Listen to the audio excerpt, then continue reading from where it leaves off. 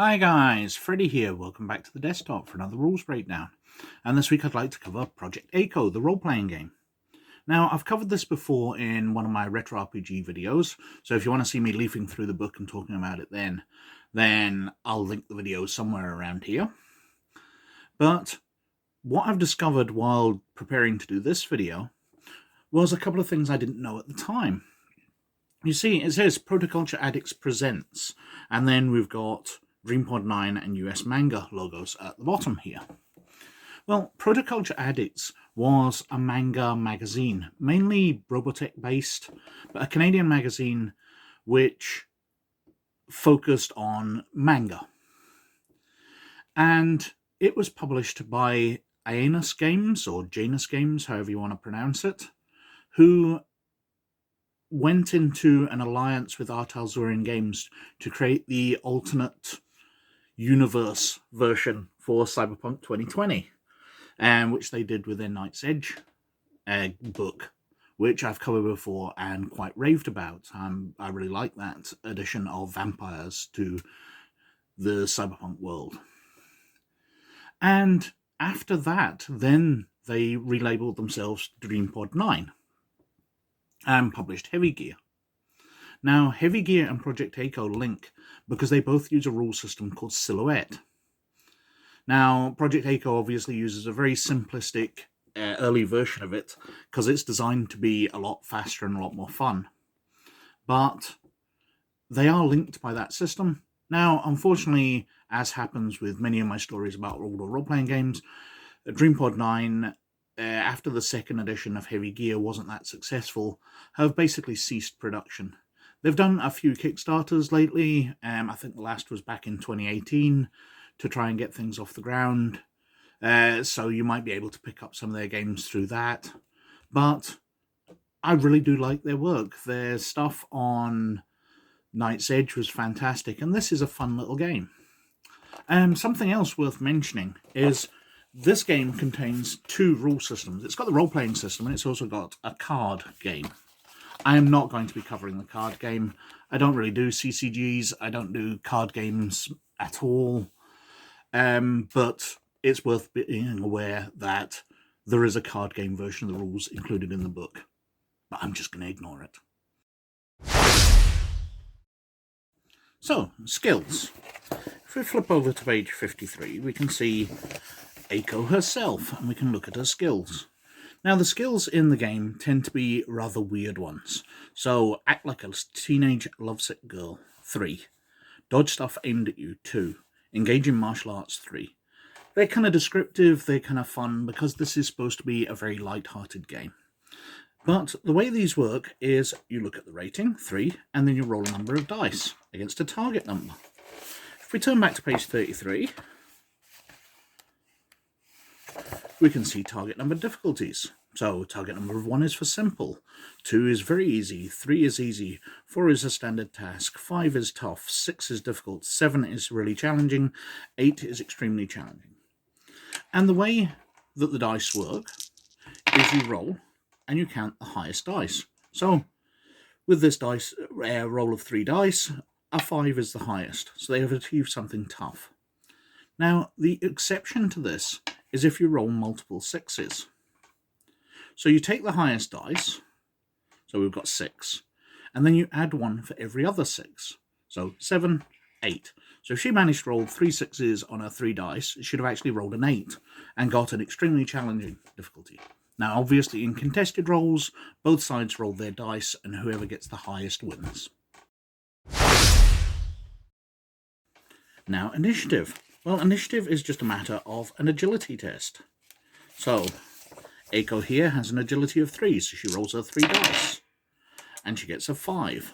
Now let's flip over, and CCO here has an agility of 0, so she will go last, but BCO here has an agility of 2 dice. So we roll, she gets a 6, so she goes first.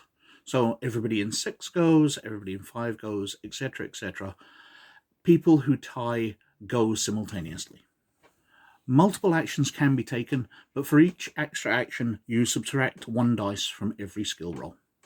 So if you've got a combat skill of 3 dice, Then if you're taking 2 actions, you're only rolling 2 dice for each. If you're taking 3 actions, you'll be only rolling 1 dice for each. Now, combat is just a matter of contested skill rolls.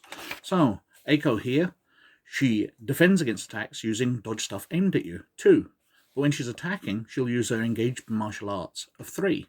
So she'll be rolling 3 dice to attack, but if she's attacked, she'll be rolling 2 dice to defend. Although, since it's martial arts, she can attempt to parry. However, if she's parrying using her bare hands against a weapon, then she loses 1 dice. So she can dodge stuff at 2 dice, or she can attempt to parry with her martial arts at 2 dice as well. It's also worth noting that if you are doing a full dodge, so you're taking no actions this round, you're just attempting to dodge, then you roll your dodge stuff aimed at you, or your defensive skill, and you add 2 to the total. And that's your defense against all attacks that round. Now, damage is one of the slightly complex parts of the system. It's not that bad, but it is different for melee damage and ranged damage. So let's start with the easy one, which is ranged damage. So we have weapons here. A revolver does times 10 damage. A shotgun does times 30. We've got energy weapons and other things which do different amounts. That's because you multiply the amount of damage by the degree of success that you got.